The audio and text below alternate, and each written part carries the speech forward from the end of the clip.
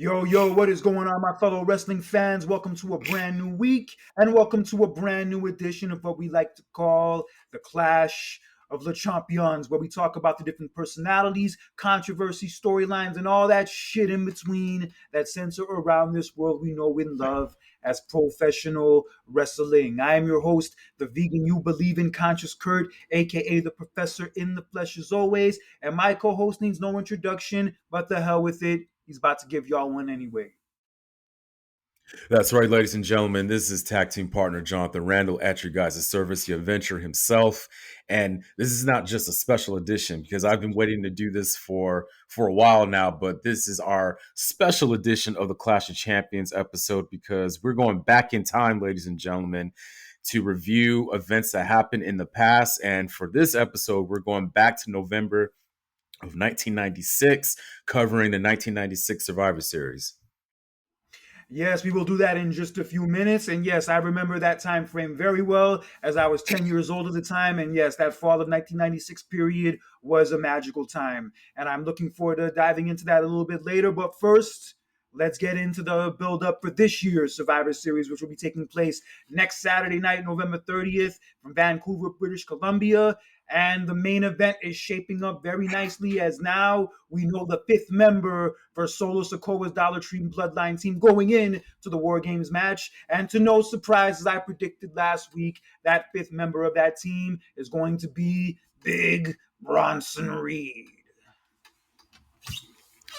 I don't know. I don't like the idea of that. Like I said on last week's episode, it's such a weird thing to do, honestly.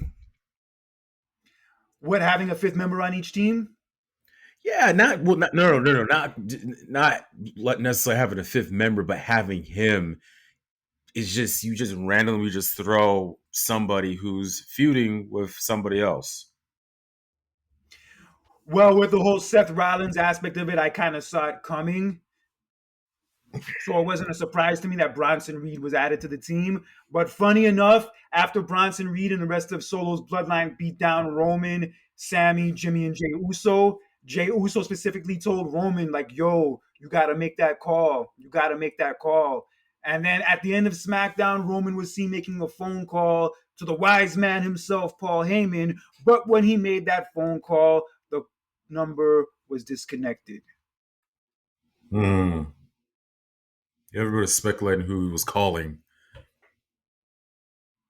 Yes, we haven't seen Paul Heyman since Solo and the rest of the crew beat his ass down at Madison Square Garden back in June. And now with War Games and with both bloodlines battling each other, it's now the right time for him to return. So I kind of saw this coming. And from how it's looking now, we may not see Heyman until possibly Survivor Series night.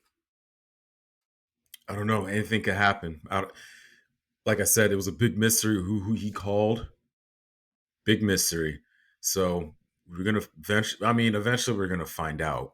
You know what I mean? But anything could happen at this point. I already know there's gonna be a surprise appearance that night. So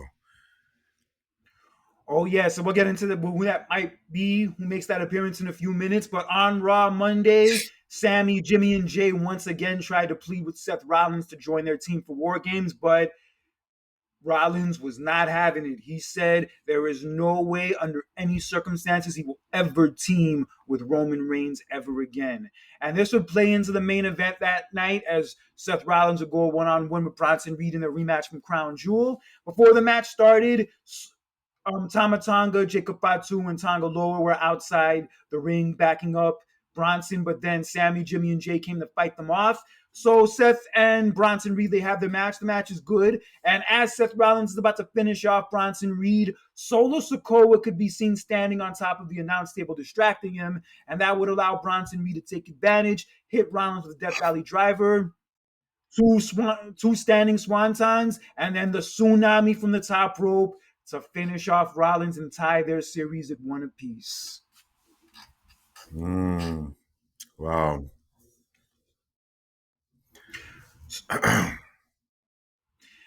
Considering how this all ended, you kind of thought that the Solo version of the Bloodline were going to cost Rollins the match. In a way, they did. But the thing is, they didn't really touch him. Like Solo didn't like hit Rollins with the spike or anything. Like none of that went down. So considering that it went down this way where they cost him the match, and also considering that Roman called Paul Heyman on Friday, I'm starting to think that maybe Seth Rollins won't be the fifth member of that team anymore, and that fifth member might be somebody else.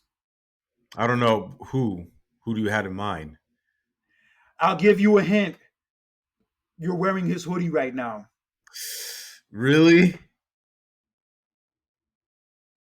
No, that's weird. Again, just a random person to throw in CM Punk.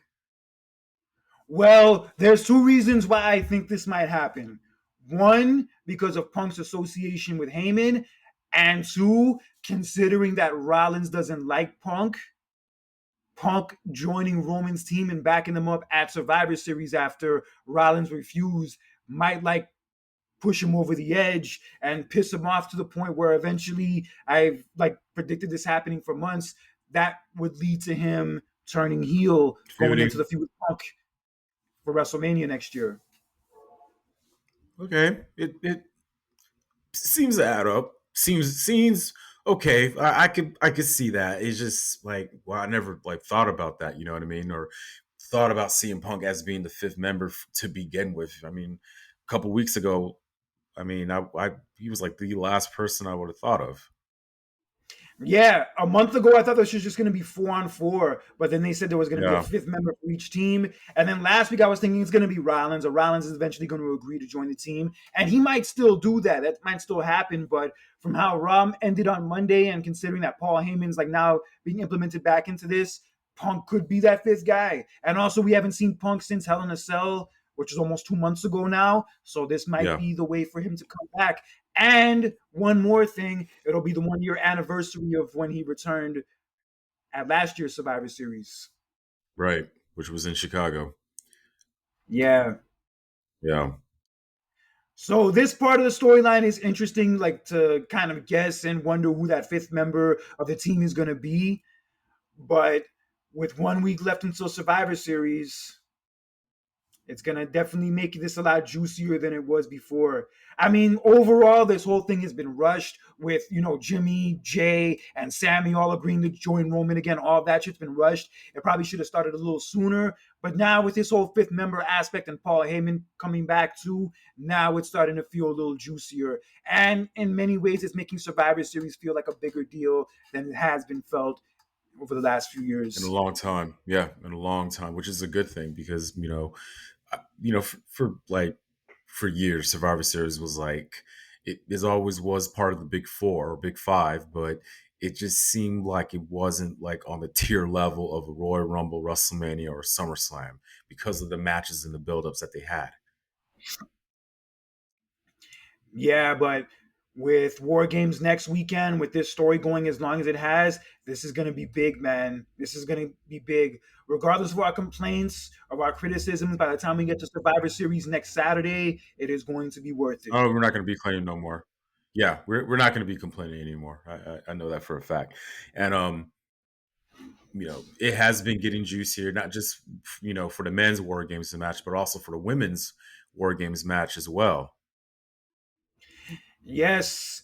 As yeah, we talked about last week on Raw how it all ended with a brawl between Nia Jax, Tiffany Stratton, also Liv Morgan and Raquel Rodriguez, and also on the opposite side, Bianca Belair, Jade Cargill, Io Sky, and Naomi. And then Friday on SmackDown, Candice LeRae was added into the mix as her and Tiffany Stratton helped Nia Jax defeat Naomi in their women's title match, which is actually a great match, by the way. That was a very good match between Mm. Naomi and Nia. And even before that, Liv and Raquel attacked Bianca and Jade backstage, keeping them from helping Naomi out. And then Monday on Raw, Nia, Liv, Raquel, Candice, and Tiffany Stratton were all in the ring. And then the team of Bianca, Jade, Io, and Naomi came out to confront them. And Liv kept pointing out the fact that, oh, there's only 5 of us and 4 of you. So who's going to throw the first punch? And right when she says that, Rhea Bloody Ripley's music hit. Wearing a clear protective mask over her over her Face. orbital bone. Yeah, pretty much. Yeah, over her face, protecting her broken orbital. Right. just comes out there and starts just attacking everybody. Well, mainly going after Liv Morgan for one, but man, like seeing Rhea Ripley in the mask and seeing her being part, because she's now been added in as the fifth member of the team in the women's War Games match. This is getting me like Survivor Series 1995 vibes when Undertaker came back and wearing the mask, and he's part of the team in Survivor Series. Oh, definitely. That's what I said also in my review. I'm writing for PW Torch for Raw. And yeah, Rhea basically just came in the ring and just shouted out the words War Games right before she headbutted Liv, and a whole brawl broke out between all 10 women. And Io Sky laid out 4 of them with the moonsault, which is dope. So now it's official. We have the women's War Games match. We have Team Rhea against Team Liv. And now with Rhea back, this whole idea makes more sense. Because last week I was saying that this whole thing with the women's War Games like felt forced and felt unnecessary. But with Rhea back and considering the feud Rhea and Liv have had this whole year, it makes more sense. Yeah. Yeah, I agree. I do. Yeah, but it was kind of weird though, considering that she injured herself initially with a headbutt. That was the first thing she did when she came back. Yeah, and then the thing is, my question is, if this would have never happened, let's just say she never hurt herself. I'm wondering what were going to be the plans to begin with. Yeah, that's a good question. I was thinking maybe Bayley would have been on the team instead, and Bayley Yeah, could still end up being a part of the team as a last minute replacement. That could possibly still happen in the next week. true. And she's busy on her end handling because this past Friday there was a tournament for the women's U.S. title. First round matchup, yes, there was. Yeah, and she was included in it. I knew she was going to be included in it. I mean, look, I don't think she needs to win it. We all agree. We both agree last week that um oh man, what's her name needs to win it. Chelsea Green, Yes. she More could win it. deserving. I could see her winning it, and from the babyface side of the women, I could see maybe Naomi winning it. Oh, okay. Yeah, but we have those matches going on over the next few weeks. We have a couple triple threats coming up, and the finals will be decided at Saturday night's main event. Ah, okay. Looking forward to that. Yeah, but this women's War Games match, I will say, the team of Rhea, Jade, Bianca, Io Sky, and Naomi has to be the most stacked women's team for a War Games match I've ever seen. Or just in general, most stacked women's team for any Survivor Series I've ever seen. Yeah, Shit, son. Talk about an all-star team. I know. So, yeah, a lot of stories are going to play into that. A lot of potential feuds are going to spark up in that match. I could definitely see it now. And yeah, I'm looking forward to it. It's looking a lot more interesting than it did a week ago. Yeah, I agree. We were all having doubts for it, but now after what happened last Monday, you know what? I like this. And I can't wait. Yeah, and Day also after my we birthday, have man, crazy. November. it'll be a fun weekend. Thanksgiving, your birthday, then Survivor Series, and then you have football on Sunday. Yeah, you're going to be Ooh, living good that weekend. oh my! I'm getting distracted right now because I'm over here thinking about, man, it was like, does football come on Netflix? That's Christmas. But I was like, and I'm thinking about, oh my God, I hope it doesn't buffer, just like the Tyson and Jake Paul fight this past Oh Saturday. God, Oh, I heard that whole that thing was a shit show. from waste of time. People should be glad it was on Netflix if you had it, because for one, nobody, if that fight was on pay per view, that would have been such a waste. Yeah, $50 for that bullshit. Such a waste. And the fact that it was buffering a lot, man. I had Hey, Netflix for years. I've never, even during the Tom Brady roast, it didn't buffer like that. hopefully Raw doesn't have those problems when it moves to Yeah, Netflix yeah, in yes, yes, January. yes. Yeah, in January. And also, from what it's coming out to be, Travis Scott is going to do the theme song for Raw when it I moves to heard. Netflix. I heard. Yeah, Triple Yep. H. Triple H was at his concert recently and presented him with like a updated version of the hardcore title. Yeah, I saw that. Yeah, good Yep. shit. Nice. Can't wait for And that. also apparently, Raw is going to be TV 14 when it moves to Netflix too. Yes. Yeah. NXT will be TVPG. I believe SmackDown will be. What was the rating for SmackDown again? Moving forward, Still, probably still TV PG, but if they end up having Megan Thee Stallion make a cameo on it, I think they're gonna have to switch up the rating. oh god. That's Okay. another story for another time. But Yeah. yes, another match I think we're probably going to get at Survivor Series, especially considering how this match ended on Raw Monday, is Braun Breaker, Sheamus, and Ludwig Kaiser in a three-way for the Intercontinental title. Hmm. I'm down for that, man. Yo, that match that Breaker and Sheamus had on Monday was great. I was a little bummed at the finish, but the finish made sense if you're going to add Kaiser into it because, yo, that match is a match to watch. I don't care what anyone says. I don't know if it's gonna happen, but if it I think it does, will. no. I'm not talking. I'm talking about another potential match, right? Because this past Friday on SmackDown, we saw the return of Shinsuke Nakamura, one of my Oh, yes. favorites, and potentially he just went at it with LA Knight, setting up a potential feud between them for the U.S. title, and I love it. This is good for the both of them. They need it. This really puts the U.S. title as a main attraction now, and I love it, man. This does good for Shinsuke and LA Knight.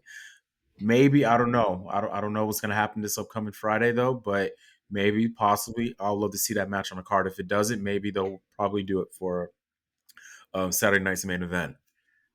Yeah, so much for those rumors I was hearing about Shinsuke getting released, like when the next round of cuts Yep. came. But I'm Yep. happy he's sticking Yep. around. He's sticking around. He has a new look. Yes. Yeah, so Yes. him and LA Knight in a feud, I fucks with it. Hell yeah, I mess with it. I love it. This does good for the both of them. I love it. I love it, man. You know who Nakamura kind of reminds me of now that I watched Oh, the new season last Friday? The chosen dude from Cobra Kai. you finish it? Yeah, of course I did. Okay. Did you not watch it yet? I haven't even started it yet. Oh shit. Okay, I won't ruin it for you. It's very Yeah, good though. no. It's definitely a lot better than the first half of season I 6 bet. was. It's very good. Also look out for Britt Baker in a few episodes too. She's in 2 of the episodes. I heard about that. I saw that how she has a little cameo appearance in that. But yeah, I'm gonna watch it. I'm still finishing up the Penguin series. Oh, my best friend, I was staying at his house last night and he actually finished it. Oh yeah. I didn't watch it because I haven't gotten the chance to start it yet, but yeah, he finished it. So I'm on the 7th episode. It's pretty good so far. I only got one more episode left, so yeah, I wanted to finish that, and then I'll jump into Cobra Kai. But yeah, is there anything else you want to get into before we jump into our wrestling DeLorean? no, I think it sums it up. We have Survivor Series next Saturday. We're gonna see what other matches end up getting added because as of now, we Yes. only have 3 matches with the 2 War Games matches and also the Breaker and Oh, Damian Priest match. oh yeah, they're definitely yeah. And one more thing, this upcoming on Friday on SmackDown, there will be a face to face between Kevin Owens and WWE Champion Cody Rhodes. So we're gonna see how that's gonna play out on Friday. But we already know they're gonna put that match on the card as I predicted. Actually, I think with the way it's looking now, they're probably going to hold off on it until Saturday night's main event because I feel like Why? if it was going to be on Survivor Series, considering it's the championship match, they would have made it official by now. Survivor Oh Series is no, only. they wouldn't. No, they're gonna make it official on Friday. Watch, something's gonna happen. They're I gonna don't make think it so. official. I don't think so. They're going to You, probably hold off on it the way it's no, looking you now. can't. You can't. No, that's Cody Rhodes. You can't leave him off the card like that. And there's only 3 matches on the card. You say? Yeah, so I think they'll probably add the Intercontinental title match to the card and then possibly maybe the U.S. title match. But the way it's looking now, I don't think Cody and Kevin Owens happens at Survivor Series. I bet they're gonna. I bet they're gonna. Maybe they'll have a segment. Maybe at Survivor Series they'll have a segment or something, but I don't think it's going to be the match. Oh, they already have their segment on Friday. That's their face to face. Yeah, but maybe that'll You're gonna lead have to another another segment one? because I don't see it No, happening you at have your Survivor Series segment. anymore. Because Your face to face. That's weird. You hey, have look, two I'm not the one who books segments it. within a weekend. I predict they're gonna book the match. We'll see. We'll see. Only time will tell. But it would be weird if Cody's left off the show. But I mean, See? these things have happened before. Honestly, with the card being the way it is, we don't really need that match. No, we do. Because chances are the match is going to end in a disqualification or like a fuck finish anyway. So with that being Nah, I considered, mean, I don't mind if they hold off on it for a few more weeks. no, I mean, regardless of the finish, he's like that's your guy. You have to have him on a card. You know what I mean? So I predict we'll see what's going to happen on Friday though, but I predict that they'll book the match on the card. So anyway, are you ready? I am ready, my friend. Do you see what hat I'm wearing? Notice anything? It is the Chicago Bulls, the 1996 NBA champions, which is the year we're going to be talking about today. Because Yep, our main November. top, yes, our main topic of the day is going to center around the 1996 WWE Survivor Series, which took place on November 17th of that year from Madison Square Garden, That's world's right. most famous arena. And this show Yes. really exemplified how the Garden setting really made the event feel like an even bigger deal. Yep. But before we talk about Survivor Series 1996, there was stuff going on in the world of November of that year. So much going on. Before we get into that, I'm going to ask you, Kurt, of November of 1996, what were you doing? Where were you? And how old were you? I was 10 years old. I was in the fourth grade. Mm. And during that time frame, I was really anticipating this show specifically. But other things I was interested in during that time was actually the movie Space Jam that came out that weekend. I actually saw it the Saturday before the Survivor Series. And damn, I just remember having a really good time watching that movie in the theaters, laughed my ass off. It was super entertaining, great experience. And also, like looking back at it now, one thing about that movie that really stands out, that's been a lost art in many ways, is the soundtrack. Yes. Yeah. Yeah. Very good. Damn good soundtrack, man. What a time to be alive. Well, where were you living Yeah. at the time? I was living at my grandma's house in South Florida. My grandmother, who just passed away recently over the summer, I was living at her house along with my brother and my mother. I lived there pretty much all of the 90s. And yes, that was the time frame I was living there for that Survivor Series. My mother was nice enough to let me stay up late to watch the entire show that night. So shout out to moms for that. Yeah, because this show was a big deal. And one specific thing I was looking forward to that night, other than the main event, was the return of my favorite wrestler of all time, the GOAT, Bret the Hitman Hart. Yes, which we'll get into later. That's funny that you said that you live in Florida because at that time, so for me, I was 4 years old at the time. I believe I was in preschool at the time, and I was living in Florida as well. What Are part you of Florida? familiar? Yeah, are you familiar with Cocoa Beach, Florida? You ever heard of that Of course place? I am. Of course I am. I've never been there, but I know it's like in kind of central Florida area, and obviously that's where the Yeah. model Rick Martel is from. Oh man, yes, that's right. Damn it, he needs to be in the Hall of Fame. He does. He really does.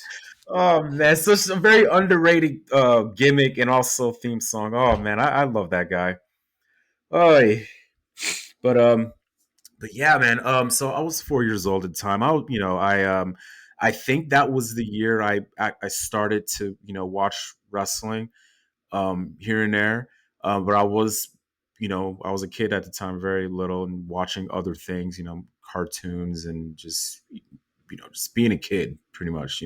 4 years old, just very young. Much simpler time. Much simpler time. Very simpler time, and yeah, times were completely different with these notes that I look back on, man. Like so much happened in the month of everything goes on, all the time in our world. You know what I mean? But in this month in particular, November 1996. So November 5th, we had Bill Clinton was reelected for a second term because they had their election that year. Also that Yeah. same day, Tupac's last real album came out, Machiavelli, 7 Day Theory. Oh yeah, I was about. Oh yeah, I was gonna get On into that that. same day. Yeah, it's crazy. Yeah, that's wow. Um, Kobe Bryant makes his NBA debut with the Lakers on in this month of November. Really young at the time. And I believe he also was only like 19 years old at the time, I believe. and Um, also at the same time, Shaq made his debut with the Lakers too after leaving Orlando the year before. right. And let's see, that month, November 9th, Mike Tyson and Evander Holyfield finally had their fight um, that year, which Yeah, I Holyfield remember won that. Yeah, I remember in that. a TKO. And it's really funny how, because like originally they were supposed to have their fight back in 1991, but that fight got postponed because Tyson got in trouble and he was sent into prison. So this was their pretty much like their makeup fight, pretty much. Yes, and who would have thought that Tyson would have lost? That was a huge shock at the time. At that, yeah, I mean, he already had lost before that. I mean, getting knocked out by Buster Douglas, but this one was different because Holyfield was one of the all-time greats, and it was a very huge thing. This is the first time. This was before the ear bite incident, which happened a year later, though. But it was the very first fight between these two, and yeah, it was a very big deal. And Yeah, huge deal. Also, a classic movie that came out that week, one of my personal favorites from 1996, Set It Off.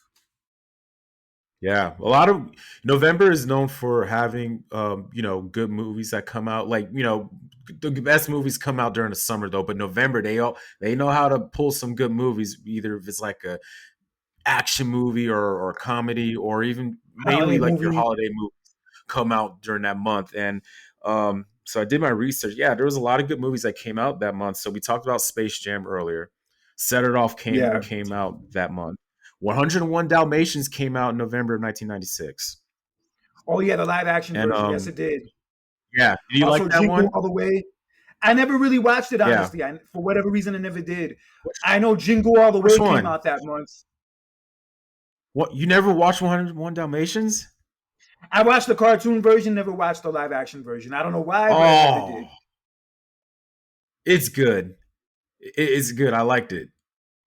I remember at the time they were using that Bow Wow Wow Yippee Yo Yippee Yay song to promote it. Yeah, it's a good movie. I like it. I'm gonna ask you this. What do you think? Okay, so I did some more research because I was, but what do you think was the number one movie at that time that month? Well, actually, the weekend of that Survivor Series, it was actually Space Jam. There was nothing that was going to top that movie that month. But another popular movie that was out of the time that's very good, and I know this actor's name's been tainted over the years because of his like racially insensitive comments. But Mel Gibson's Mm. Ransom was actually a big movie at the time. Yeah, that was the number one movie. Have you ever watched that movie? Yeah, I've never yeah, it's heard good. of It's it. good. What is it about? What was it about? Mel Gibson's son gets kidnapped, and like throughout the entire movie, he's like Yeah. trying to find a way to get him back. It's not like your typical kidnapping movie. It has like a little bit more of a twist to it, but it's good. Gary Sinise from Forrest Gump, he's actually the villain. Is this kind of like a '90s version of Taken, a little bit, maybe? I guess you could say that in a way. Yeah, Gary Sinise is the villain. Also, Renee Russo's in it. She plays Mel Gibson's wife. I guess they really liked working together in the Lethal Weapon movies, so they were a husband and Ah, wife in this too. okay, okay. I'm But a gonna piece of ask you another but a question, and then we'll go trash, to the. but one trashy movie I saw that month. I wish I can get my money back for watching this movie. I can't believe I paid money to see it. Was Hulk Hogan's Uh, Santa with Muscles? oh, really? Oh, God. Yeah, I This can't is believe. this is during the Yeah, I time. This is remember. this is during the time Hogan's with the NWO at this Yeah, time. I remember he was Wow, promoting that movie on Nitro like a few weeks before, and then he I ended was. up going to the movies. Yeah, for what? Yeah, and then I went to the movies one afternoon just for the hell of it, and I saw it was playing. I'm like, you know what? Let me go see it. It's Hulk Hogan. And obviously, I Oh was 10 at the God. time. I didn't think much of it. But now that I look back at it now, I'm like, yo, could I have my $4 back, please? Hey, I mean, $4 is nothing compared to how much we're paying now. I You know was what I 10 mean? years old and it was I was 10 years old and it was a matinee. Of course, it was that cheap. And also, it was I almost know. 30 years ago. Oh boy. That's another So story. on the music side, I'm gonna ask you a question. What do you think was the number one song at that time? It's funny. I actually sang this song in karaoke a few weeks ago. The number one song actually during that time was No Diggity from Blackstreet and Dr. Dre. Absolutely, yes, it was. It was the number one song That in song was a November. jam, That son. was a That song that was a oof, jam. everywhere. Wow. Damn it, I want to go back now.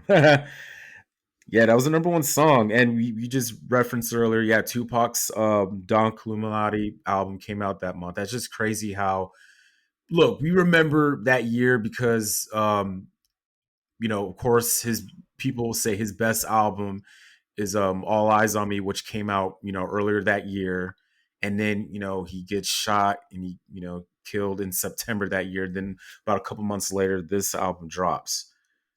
Crazy. Yeah, it was a wild year. Like for as hot as Tupac was at that time, with All Eyes on Me and being a part of Death Row and the This Is the Bad Boy and all that, who would have thought like by the end of the year, by this point of the year, at that he would be dead? I know. That's wow, man. Sad shit, man. Yeah. Actually another good album that came out that month. I didn't even know this. Little Kim's Hardcore album. If Oh you yes, her debut. Yeah, her debut yeah. album. My favorite song was Crush on You. Oh yeah, Crush on You's the jam, son. Yes. That's my I know favorite you've song from the seen me album. on the radio, true. Yeah. I know you've seen me in the video, true. Yeah. But you don't still You don't remember the even music know what's. video? Of course, how could I forget? Aaliyah was in the music video. Oh.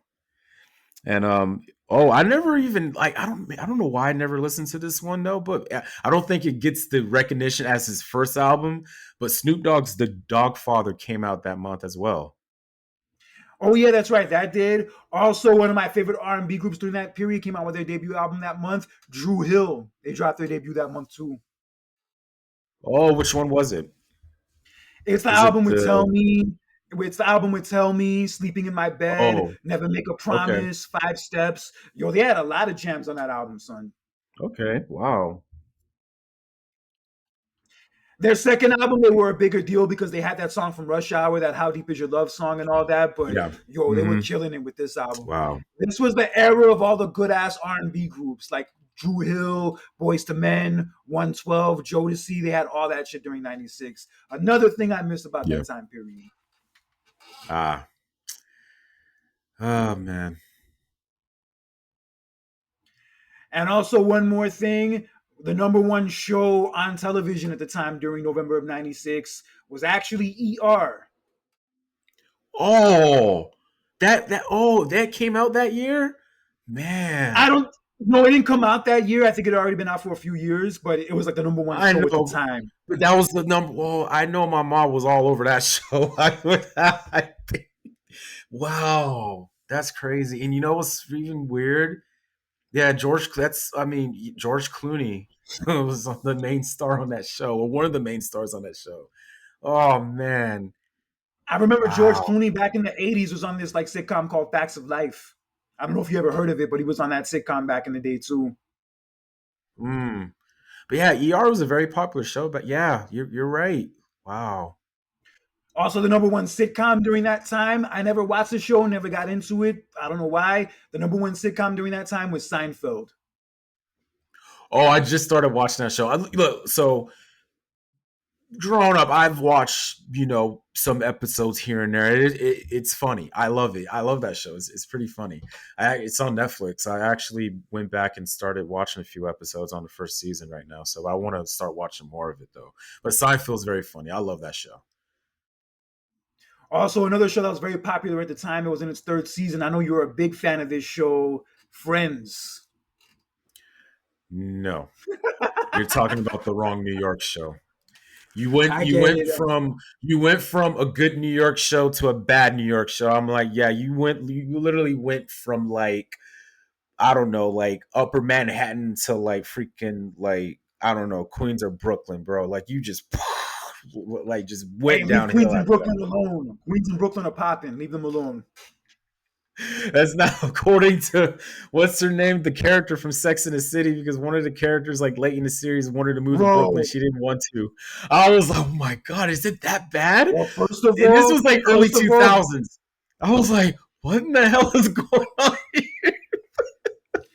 And she first of lives in all, Manhattan, dude. Huh? First of all, that was over 20 years ago. Brooklyn's come a long way Yeah, since then. I And know. second, you can't you can't really judge the experience of living in New York from like those girls from that show. Oh no, I'm not. I'm There's not. Of uppity high course not. class Come on shit. now. Oh, of course not. I'm not. I've never even been to New York. I'm just freaking talking mess. People have even maintained to me like the real New Yorkers, like if you want to get the real New York vibe as far as sitcoms go, watch Seinfeld. For it in Brooklyn and Queens, of course. Just in general, yeah, just the real New York vibe. And Yeah, also, of funny enough, course. one of my favorite sitcoms was actually in its fourth season. My favorite season of it at the time, Boy Meets World. And actually, the weekend of this Survivor Series was the same episode that aired of when Vader was on there, when Corey had to be at the birthday party and Vader's wrestling match at the same time. Oh, Yeah, that episode was nice. fun. Yeah, that was still when TGIF was going on. Like it was starting to fall off by this point, but yeah, TGIF was still around during this time. And that was a big part of my Friday nights back in those days. You know what? That is funny though, because like me and my girlfriend were watching Home Improvement. That's another good show that I Um, never really watched like that. I always like heard good things about it, you but I never should really watched actually it. watch. It's pretty funny. Like it was one of those shows like growing up, like I never really like I knew who everybody was. Oh, it's Tim Allen and oh, it's Jonathan Taylor Thomas. Like I knew, you know what? And I knew who they were, but it wasn't one of those shows growing up where I was like, okay, I want to sit down and watch this. I actually been sitting down and watching it with my girlfriend Samantha, and it's really funny. I like it. Good shit. Especially during But around this time. They always do like their little holiday episodes and stuff. It's good. You should give it a try. It's on Hulu. So yeah, I'll watch it one of these days. Also, a show that was in its first season at the time was the Jamie Foxx show. I remember watching that show a lot with like my mom and my brother when it was like first on.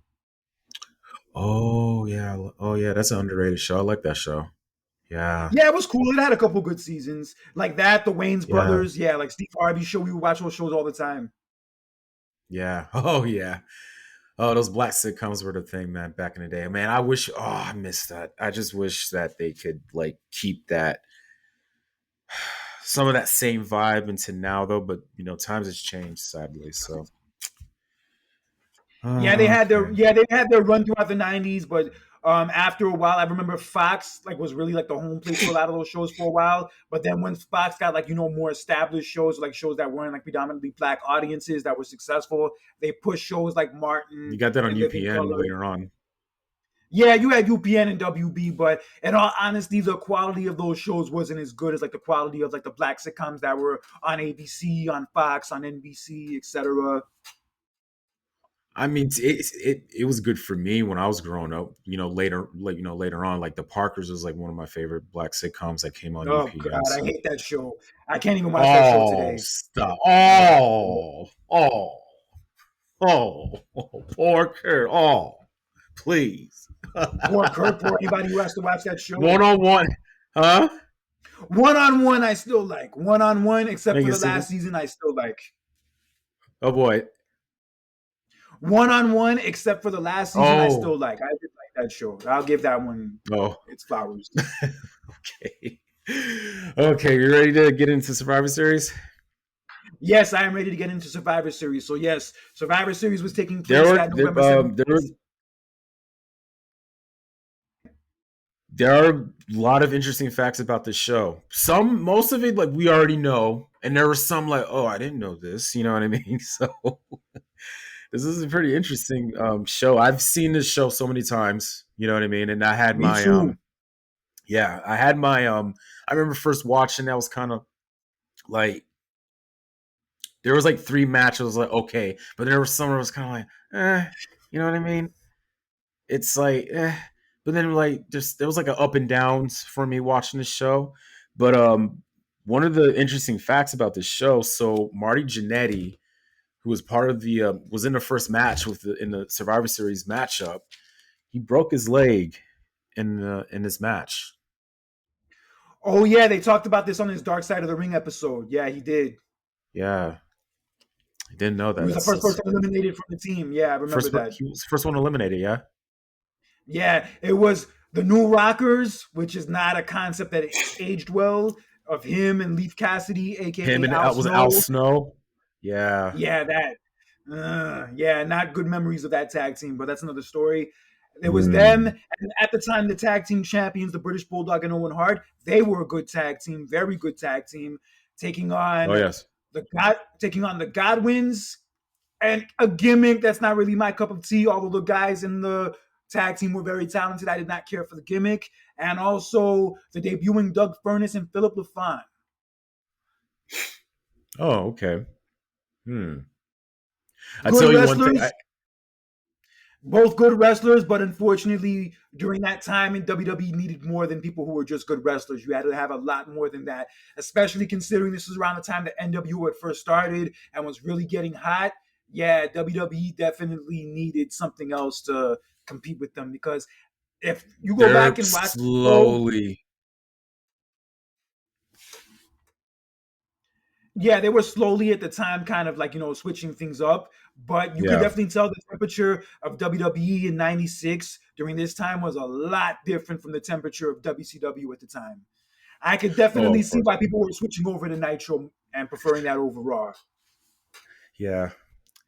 The one thing I do like about this show, I love dude. Every time at that time when WWE would come to MSG, I love the entrance. I love that narrow walkway that they had.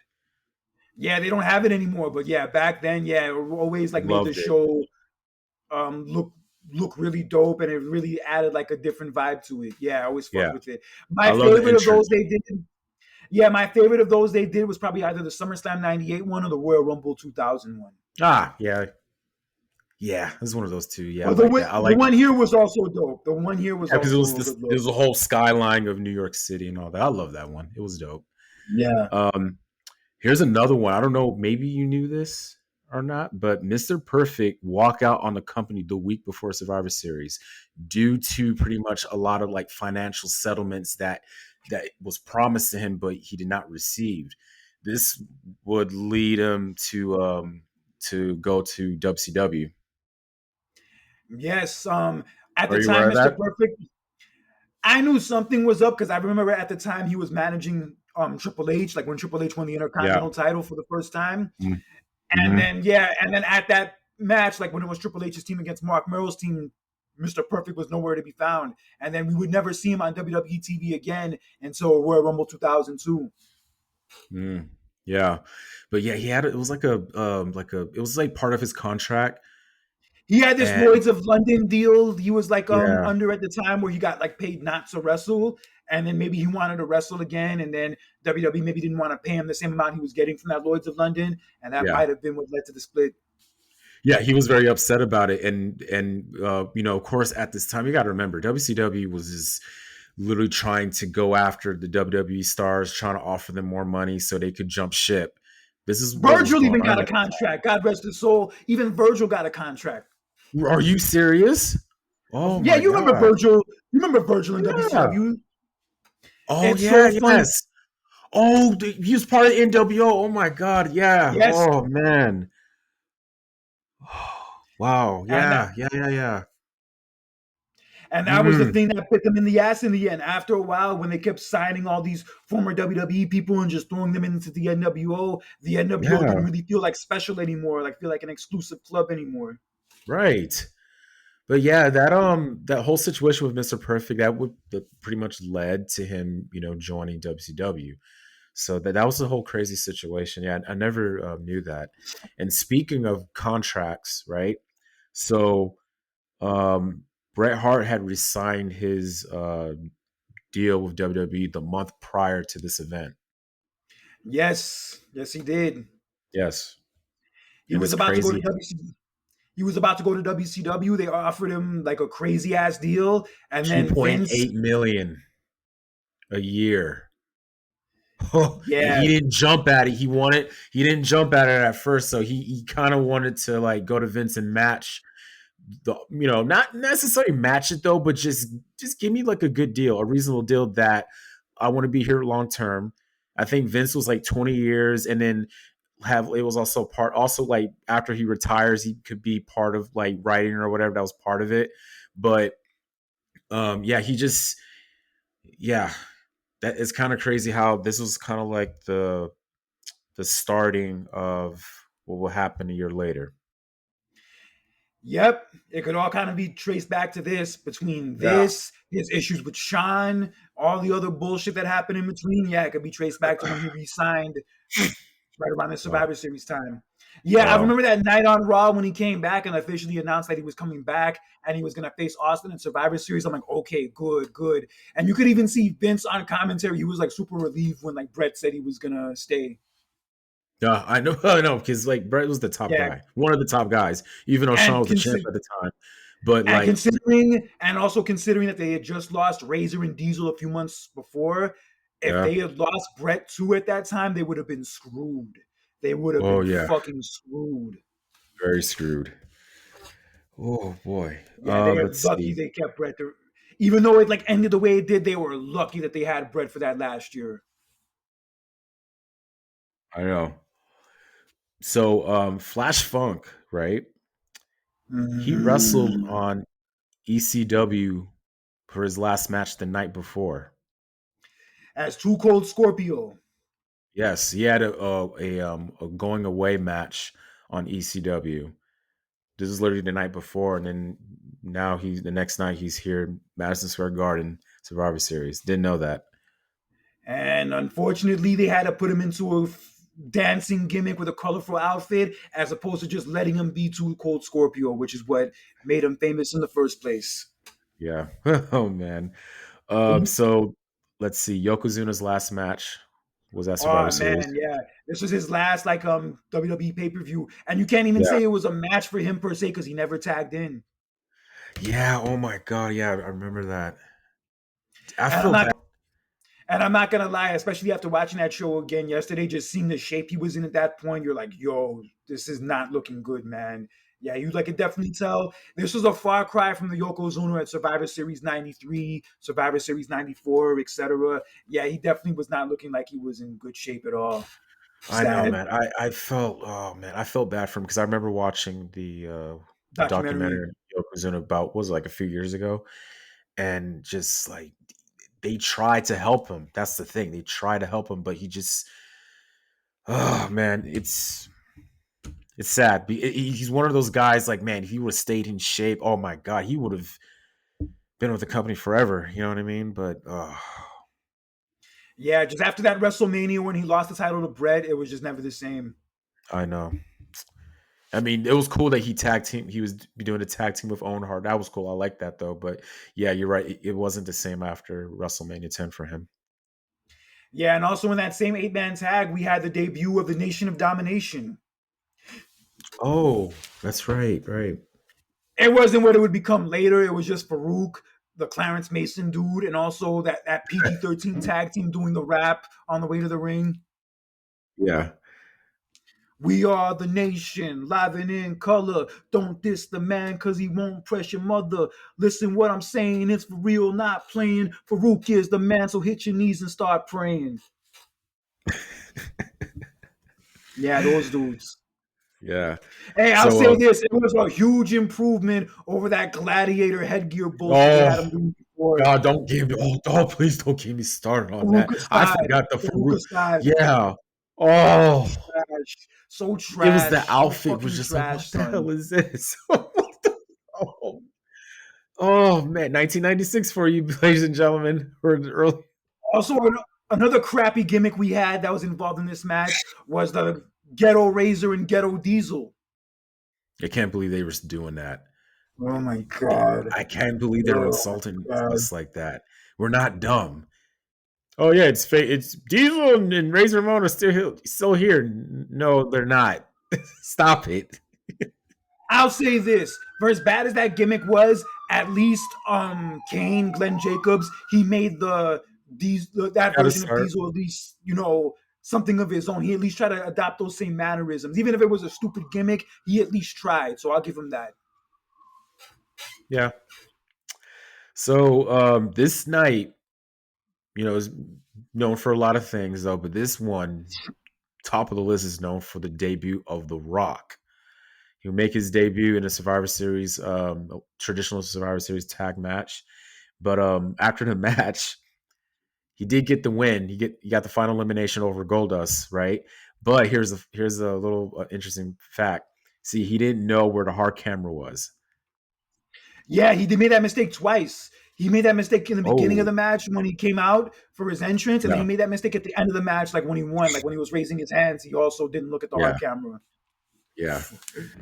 Uh, Yo, but they put him on in a major way though for his debut, for it like being his first major match. Yo, they made him look in really Madison good. Square Garden. Yeah. Yeah. Yep. And he I did mean, really say what well you in want that about the match. fucking goofy outfit. Yeah, say what you want about the goofy outfit. Say what you want about maybe The what hair. happened afterwards with the Rocky sucks chants and all that. But on that night, yo, they made him look like a star. He did, and he got a good reaction that night. Yeah, he did. Yeah, you got a good reaction. That's all what it matters. It was for that one night, but we all know what happened moving forward. It didn't turn out to what the people in the back wanted, and then they had to make a change though. But yeah, this was a good stepping stone for him, man. And Survivor Series is usually known for certain wrestlers to make their great debuts. The Rock, The Undertaker, Sting. Kurt Angle, The Shield. Yeah, Kurt Angle. Yes, yes. Also, The another Shield. funny thing about that match The Rock was in, we got our first glimpses of the feud between him and Triple H as they went at it during their match for a few minutes. Yeah, they did. Yeah. Yeah, I Wow. went back and watched that Yep. match. I'm like, yo, like, who could imagine just 2 years later at SummerSlam '98 they would have that ladder match that stole the show, that like pretty much put them Yep. in that main event scene after that. Yep. Here's another one I didn't know. So Mark Henry was originally supposed to be in the Survivor Series though, but he got replaced by Jake Roberts due to a leg injury. Yes, he was supposed to be in that match, and they did an angle on Superstars earlier that day where he was doing a tug of war with Crush, and then Crush and the rest of the team attacked him, so that would explain why he was out of the match. And then yeah, Jake the Yep. Snake Roberts was his last minute replacement. Wow. And Yeah, that's damn, crazy. son, I love Jake. I love Jake the Snake Roberts. He's one of my favorite characters, also one of my favorite talkers in wrestling history. But going back to watch him in that '96 period, especially this point in '96, yeah, it's just not the same vibe. Yeah. Yeah, you're right. It They just just it he wasn't. lost so he was losing so fucking often. He like pretty much lost almost every match he was in. I just remember like in his first run in the '80s, he rarely ever got pinned. I think the only two times I could think of him ever getting pinned, like in that '80s period, was this one Survivor Series match in '88 when he was going against Andre the Giant's team, and then obviously WrestleMania '8 when he lost to the Undertaker. And okay, Mm. and one more, the matches he had with Savage, like in the beginning of '92, he got pinned a lot then too. Oh, okay, okay. Yeah. But I during this just time, man, during this time, yo, he was getting beat all the you know time. what? Yeah, but most notably, even though he lost this match, he put Stone Cold Steve Austin over in the finals of the King of the Ring In the match, though. final, yeah, that's probably the most notable thing he did during that second run was that. Yes, yes. So, yeah. Um, let's see. Oh, of course we know this already. So, Vader was originally supposed to be Shawn Michaels' opponent in the WWE Championship match, but it was Sid Vicious because of what happened at Psycho Sid. SummerSlam earlier. Psycho Sid, sorry. Yeah, that after that SummerSlam match with Shawn that didn't really go the way it was supposed to. Yeah, Vader was in on that same level again. Yeah. And I could even tell at the time. I could tell at the time after he lost to Shawn and then he lost the number one contenders match to Sid at the pay-per-view the month before. I'm like, Vader doesn't really feel that hot anymore. And then it proved to be true considering they put him in that random Survivor Series match that like had no real build, no story, and like just ended in a double disqualification. Yeah, I could like just tell that Vader was like kind of falling off a little bit after that. You know what? When I look back at it, man, look, mistakes happen, but it's just I feel bad for him because it's like, look, we make mistakes, and it was a small little mistake, and it was because of Sean went off on him. That was why he wasn't in the match for Survivor Series, and I just felt like he should have got another chance. I get it, but honestly, the way everything worked out at the end, especially with the main event, how it turned out in the end, I have Yeah, no yeah, yeah. complaints. Because Okay, Sid yeah, was building a lot of momentum ever since he came back, like the summer before. He was like getting a lot of great reactions, yeah, and he really felt like a bigger deal in a way that he hadn't felt pretty much ever. So him being in the title match with Sean, I liked it. And a way I was kind of yeah. low And, key rooting and for him to win. oh, no. Well, pretty much everybody in the garden was cheering for Psycho Sid. Oh yeah. Surprisingly, I was like, well, I remember when I first watched this show for the very first time, years ago. I was like, is this crowd? Don't tell me that what I'm thinking, what I'm hearing. They're cheering for Psycho Sid over my boy. Like, what the hell was going on? I was like, damn, dude.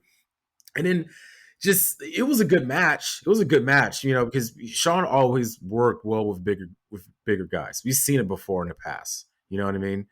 And it was the ending was just crazy because like Michaels has the match won, right? And he attends to Jose Lothario, his manager, because Psycho Sid hits him with the camera. Yeah, that was weird. And the I crowd was cheered just that like, too. yeah, I was like, what the hell is this? He's about to win the match, but instead of, finishing the match, he attends to his manager, and then Psycho Sid gets out the ring and he hits him with the camera, throws him back in, and he finishes him with the power bomb, and then that was it. But that was just a weird ending, man. And apparently Sean wasn't happy with the reaction he got that night, to the point where after the match he went to a bar and just got fucked up out of his mind. Whoa, I did not know that. Yeah, I heard that story before. I could see why he was upset, because I actually went to the Garden for a house show 3 months before this in August, and yeah, he got a great reaction. But Yeah. on this night, the women liked him. I remember when he came out, like you could hear like the girls Oh, screaming yeah. and everything. But Yeah. all the hardcore wrestling fans, all those like really hardcore older fans, they drained them out. Like the reaction for Sid was way stronger than the reaction for Sean. Oh, of course, of course, of course. Man. Yeah, especially when Sid first comes out and he's like giving everybody the fist bump and he's like, "Who's the man? Who's the man? Who's the man?" Yo, it was gold, son. Yeah, like when he came out, I'm Was like, "Yo, there I hope he wins. I hope he wins." wa- And I was but happy was when he there a did. reason? But like, was there a reason why you want him to win? Were you just kind of like, all right, Sean's title reign a little bit too long. I just want to see somebody different. Is it the fact that like, hey, the momentum of Cycle Sid's getting? You're kind of like, oh, I kind of want to see this guy go on top. Was those your reasons? A little bit of both, yeah, because Sean by that point had been the champion for almost 8 months. And Yeah. Sid kind of felt hot. Sid kind of felt like a new, and Sid kind of felt like, something new and something fresh. And just like when that reaction happened, like when he came out, I'm like, yo, I hope he wins. Hmm. And he Okay. did. Yeah. One thing. Oh, another thing that we forgot to mention is that of debuts. Well, the Undertaker debuts his new look. So the Undertaker is always known for redeveloping his character and just taking it up a notch. This time he goes to like you say like a Lord of Darkness attire. And he got going on. He's wearing black leather, and it wasn't just what he was wearing that night, but what the entrance, because he's coming down from literally from the ceiling, looking like a bat out of hell. Just coming Yeah, down. some Batman. It was some Michael Keaton, Bruce Wayne, Batman vibes. For real. What do you thought of that, of his attire, that when you saw him that night? Like, look, he kind of redeveloped it a little bit more. Like a year later, looked a little more better though. But like this one was like different. Like, what do you thought about that? Because prior to that, my favorite um version of the Undertaker is, of course, when he wore the purple gloves. That is my all-time favorite Undertaker. Right? Yeah, that was the thing. It was kind of weird, like not seeing him wear the gloves anymore, because he always wore the Yeah. gloves ever since he debuted, and like he's wearing Yeah. this whole leather outfit and this whole different outfit. I love the Yeah. entrance. The entrance was dope, but the outfit itself, yeah, kind of like took a little getting used to. I know that outfit Yeah. didn't last long, but just in general, like seeing him wear like different clothing, yeah, it was Yeah. definitely not something Odd. that clicked right away. Not something that Yeah. clicked right away. Also, he had And, his and hair in a ponytail too. true, and he wasn't wearing gloves. Yeah, and also another point I wanted to bring up, I feel like by this point, the Undertaker and Mankind feud had kind of run its course. Like after the Buried Alive match Yeah. they had the month before, I'm like, okay, I don't need to see this match anymore. And they had it was funny how they went from a buried alive match to like a normal match though, but the only difference is that Paul Bear is hung up in a cage Yeah. above the ring. So, and what was weird about that match? Like, okay, Undertaker won the match, but he was gonna get his hands on Paul Bearer, but he didn't because he'll get distracted by this wrestler called the Executioner. Whose actually real identity is Terry Bam Bam Gordy, who was one of the original Freebirds. Yeah, And funny enough, this would be his last Madison Square Garden appearance. Was this night? yeah, They did an crazy. episode of Dark Side of the Ring about him last year. Ah, oh, okay. They talk about this brief run that he had as the Executioner, and yeah, it didn't last long because he had a lot of personal problems, and Uh, yeah, it just didn't work out. right. Uh, out of all, let's see, from this whole And card, right? What was your like favorite match? I can't believe you're even asking me this, Oh, but I will answer. of course, I know Brett and Austin. I know. Yes, that was my favorite match of the whole night. Brett and Austin was a classic. People talk It about their was. WrestleMania 13 match as great as it is. I feel like this match is no less good than that one is. Of course, and it was a it was a submission match, right? Yeah, but this match, it was like Bret Hart's like first major match since WrestleMania 12, and this is like Yeah, Austin's like first like real like main event level match since he had been in WWE. Because people yeah, always like say that the King of the Ring when he won it was like his launching pad, and yeah, it was a good moment for him. But after that, he wasn't really doing much for a while. Like he didn't really start to get elevated to that main event level until this feud with Bret, and this no, very first match was the catalyst to pretty much the Austin we would see by like the yeah, next Survivor Series going into '98 and so on. yeah. I agree. Austin needed Brett, and Brett pretty much it was the feud itself that helped Austin elevate as a star. You know what I mean? He was, and Yeah, you got to remember, Austin at the time was a heel at the time. You know what I mean? So, yeah. uh, So yeah, he was a like heartless, vicious heel at that point too. Like yeah, I remember the Stone Cold from like '98, '99 when he's like, drinking beer and having fun and all that jazz. This was yeah. not that Stone Cold in '96. No, This dude was a fucking asshole to the T. right, to everybody. Ooh. So, it, And one of the most memorable angles that happened actually before the Survivor Series was the angle where he attacked Brian Pillman with the cane, like Brian Pillman's injured ankle, and like he put the chair on the ankle and stomped on it. And then they had the home invasion when Austin tried to break into his house, and then Pillman pulled a gun out on him. Yeah, all that shit happened like right going into this show. I think didn't the USA Network got in Get trouble? pissed off. Yeah, they got pissed off. Yeah, they got pissed off at WWE for that. Yeah. Ooh. This is my favorite match. I'll put Sean and Psycho Sid at number two. Um, Yeah, yeah, this match was brutal. It was like a mix of a wrestling match and a hardcore match all in one. Like that one spot where they fight into the crowd and like Brett punches Austin and Austin like falls down to the point where like he like drops the railing falls like right behind him. And there was yeah. that one spot where like Austin slingshotted Brett into the announce table and then he did like an axe handle to Brett on the announce table. Yeah, this match was a fight, son. These two beat the hell out of each other. They did, and I love the technical style of this wrestling match, and also from Austin, you saw like a different like wrestler side from him. I've noticed that. I don't know if you notice, but Austin wrestled really differently before his neck injury. Yeah, It- before the incident with Owen, yeah, his style was a lot yeah, different. yeah, very differently. A little bit more of like faster pace. I've noticed, maybe. Um, Yeah, ooh, because after that, yeah, because I don't recall him doing too many superplexes, like after the Owen injury. Hell, he did a yeah, superplex from the top rope in this match. I don't think I had ever seen that up to this point yeah. I think Yo, I do. I tell you what, though, for him at least. I did love the finish. Love the finish of this Oh match. shit. When Austin put him in the $1 Million Dream, and then Brett kicked the ropes and then turned it into a pin. Yeah, very Yeah. reminiscent of WrestleMania 8. Perfect. Yes. And that finish worked so well because Brett won the match. But even though Brett won, Austin didn't really lose anything. Like No, Austin he lost in didn't. a way where like it could have gone either way, and it left it open for the feud to continue, which Thank it you. definitely did. Yes. It was supposed to like elevate Austin. Like I said, Austin needed Bret Hart.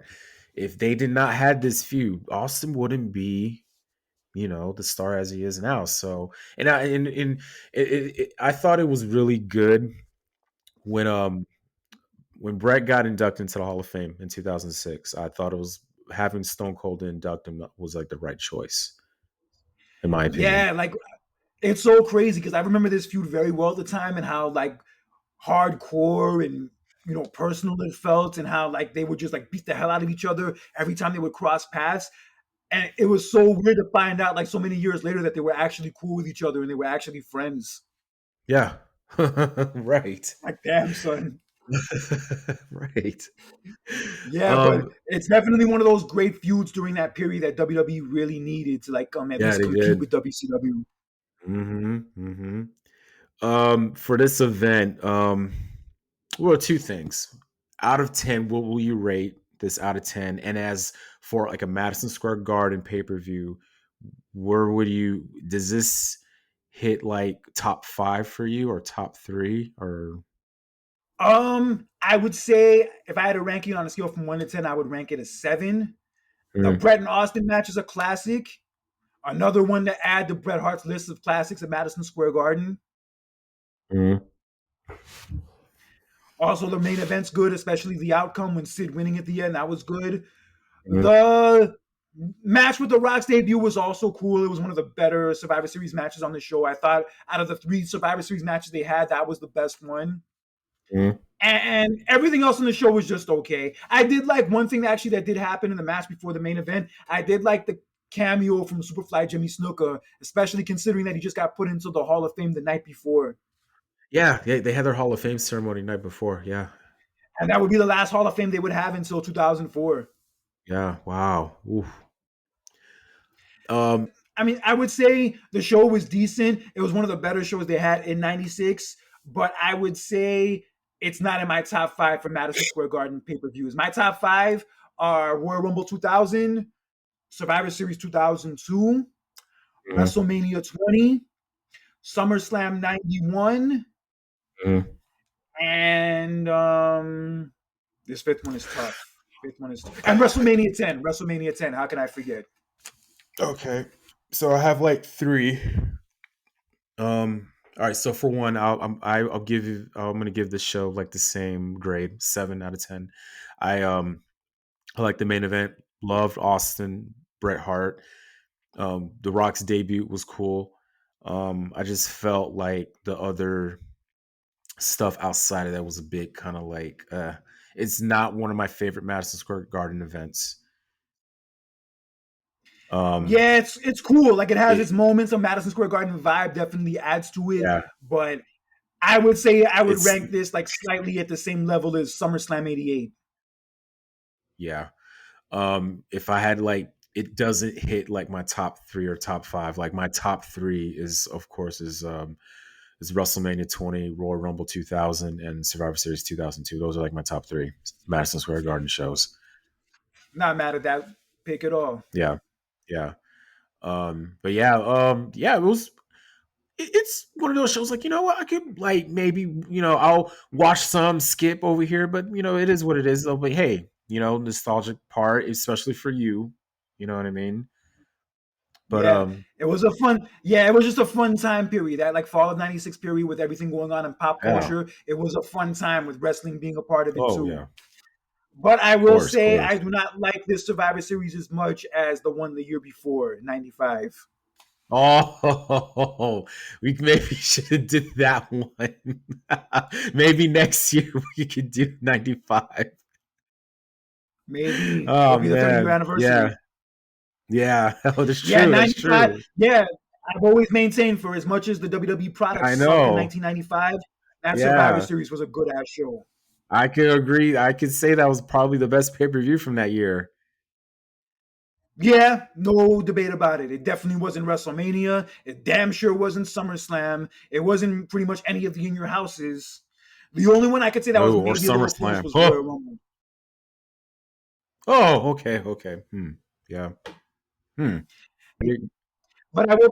But one last thing I want to add about Survivor Series '96, you could definitely feel the first rumblings of the Attitude Era from this show with Austin having the performance that he did in the match with Bret.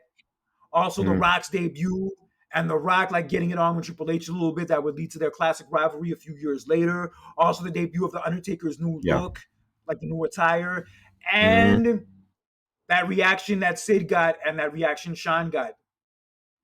That was like one of those first Yeah, signs of like the fans revolting. That was like the first sign of like the fans like turning against like what's being forced on them. yeah, and one more thing before.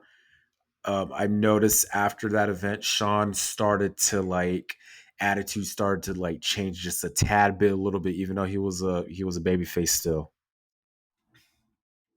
Yeah, you hear those stories all the time about Sean, like back in those days, like about his attitude, his behavior, and considering that he got the Yeah, reaction that he did that night, even though he was the champion and like the sympathetic good guy, I could see that really pissing him off. I mean, we heard about yeah. how that pissed Ronda Rousey off a few years ago, like after that match with Charlotte. Yeah. Okay. So you ready to head back to our normal time? Yes, I'm ready to head back. All right. Yeah, I had a lot of fun talking about that 96 Survivor Series. It was definitely maybe not the best Survivor Yeah. Series ever, but definitely a lot of major moments that would lead to bigger things for WWE in the years to follow. Yeah, man. This is something we're going to be doing every month, ladies and gentlemen. And like I thought it was be like a cool little segment to rewind and go back and reflect on events and stuff that happened back in time. And for next month, most likely we may cover Armageddon 2000. Armageddon 2000 sounds like a good pick. I really enjoyed that main event to that show.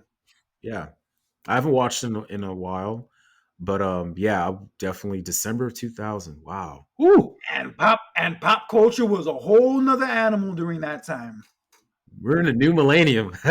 Wow. Oh Crazy though. yeah. So yeah, all right. So that will be the topic for next month, Armageddon 2000, and of course, before that, the following week we will have our prediction show for Survivor Series, before Thanksgiving. So yeah, Yeah, one of my favorite times of the whole year. Survivor Series, Thanksgiving, the start of the holiday season, start of me watching my holiday movies, and my vegan Thanksgiving dinner, which I cannot wait to make. I'm going to be out of town for Thanksgiving this weekend, so I'm looking forward to that. So yeah, anything to say, Kurt, before we jet off? Shout out to your Chargers for the winning streak they've been on lately. Good for you, bro. Boy, I am on a high horse right now.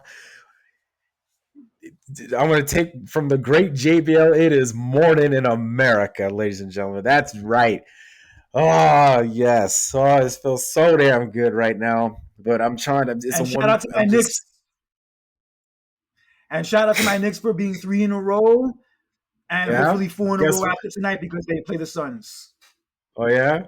Guess who? Guess who? Team's on a 6-game winning streak right now. The Lakers, Yes. Lakers won good. 6 straight games last night, and the rookie that they drafted, Dalton, was a Kite. He 37 points. That's the most points Oh, a good rookie shit. has scored this season, Kurt. That was the steal of the draft. We picked him number 17, and like, I didn't. I mean, I don't watch college basketball, you know what I mean? But I heard like he's really good, and this dude was just balling out during preseason. I was like, oh my god! And then this dude drops 37 points last night. I was like, whoa. Oh, the Lakers are playing Yeah, different this year, Kurt. And I had doubts yeah, because of more JJ power. Redick, because like, look, he never had head coaching experience or any coaching experience like to begin with, and they're playing high tempo. They're starting off the season right. Usually the Lakers don't start off the season well. So, hey, I'm Yeah, liking it. yeah. Shout out to them. The Cavaliers have also been killing it lately too. They were 15-0 up until last night. Oh yeah. Yeah. They were. Yeah. Ooh. Yeah, crazy. Definitely I Yeah, could definitely see Cleveland yeah. They haven't been that conference good in final. years. Yeah. Oh, but what if Yeah, they maybe. can win the East? Hey, I would love to see them in the finals this 2025. I wouldn't mind Maybe it. them against the Lakers. It could Yeah. happen. Oh my God. Imagine LeBron Yeah. playing against Cleveland in the finals, Kurt. Can you imagine that? Anything's Oh my possible. God. I That's one never thing I've thought of learned it. over the years, Wow. especially It whether is. it's whether it's sports, whether it's wrestling. That's one thing I've learned over the years. Anything is possible, even that. True. Wow. Okay, so in the All right, meantime, bro. ladies and gentlemen, I'm Jonathan Randall, Kurt Cadet. Take care, God bless, and stay safe. And we'll see you next Monday when we do our recap show for no, not recap, our prediction show for Survivor Series. Sir. All right, yeah. So take care, guys. Have a good weekend. More importantly of all, remember, don't be an asshole or a douchebag in real life or social media, especially during the holiday time, because that shit is for the birds. And if you do, Take I'm care, gonna make a everybody. rap this about you. All right, take care, everybody. See you guys next week. Have a good one, guys.